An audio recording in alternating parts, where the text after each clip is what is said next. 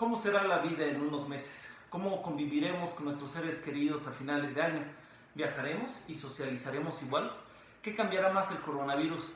¿Hasta cuándo dejaremos de usar estos pinches cubrebocas? Les quiero compartir unas ideas que escribí sobre la nueva normalidad en la que viviremos. Y es que esta es una crisis que muchos esperan que quede atrás rápidamente.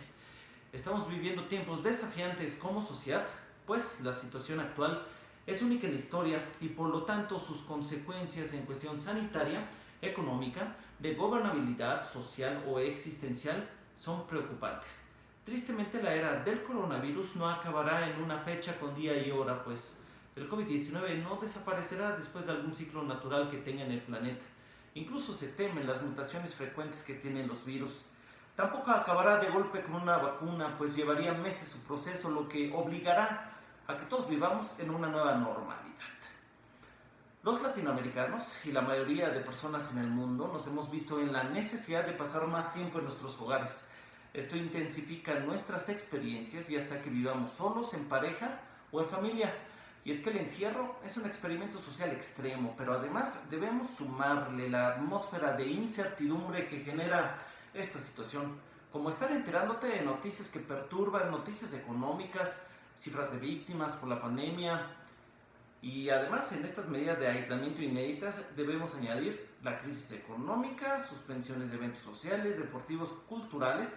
Todo esto es una realidad con la que vivimos hoy y que si nos hubieran planteado en 2019 este escenario como una película, lo hubiéramos creído imposible. Pero bien, nos está llevando a que sea más explorativo, pues si bien el encierro puede ser extremo, también puede ser positivo para la realización humana y algunos incluso se habituarán al aislamiento y al distanciamiento social.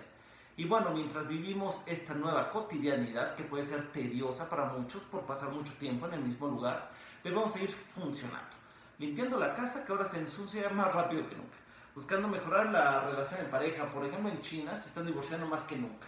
Debemos de atender asuntos escolares de los hijos desde el hogar o asistiendo a trabajar como muchos latinoamericanos lo están haciendo, pues no les queda de otra.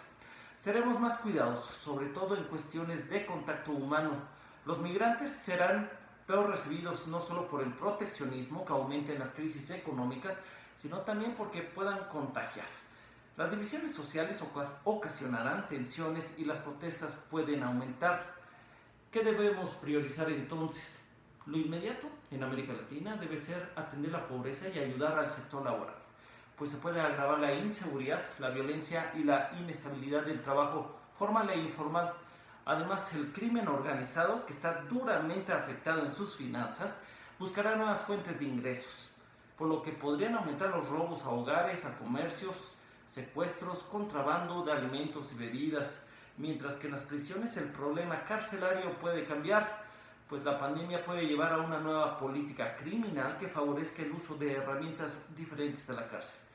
Sin embargo, no solo debe preocuparnos de inmediato, se debe enfocar mucho en el mediano y en el largo plazo. Los gobiernos siguen adoptando medidas de emergencia que aumentan su poder y que pueden querer mantenerlas una vez pase la crisis sanitaria.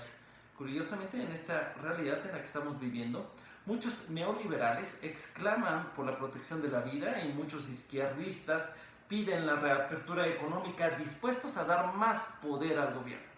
La pandemia ha hecho más evidente también las desigualdades sociales. La presente crisis ha impactado a todos los sectores sociales, pero información laboral de diversos países señala que, por ejemplo, la mayor pérdida de empleos y caídas de ingresos son registradas en niveles de menor poder adquisitivo. Es una certeza histórica que los sectores con ingresos más altos se correlacionan con mejores resultados de salud y una mayor esperanza de vida. La desigualdad deriva en que unas personas sean más vulnerables al virus y a la difícil situación que exista después de la pandemia, por lo que la presión para tener acceso a derechos fundamentales aumentará para los gobiernos. La vida en América Latina y en el planeta será diferente cuando acabe la crisis sanitaria, pero qué tan diferente dependerá de la magnitud de la pandemia que aún está por verse, por lo que se nos vienen grandes retos como sociedad. Para finalizar, los invito a reflexionar. En la nueva normalidad quisiéramos simplemente regresar a lo que teníamos antes, igualito del coronavirus.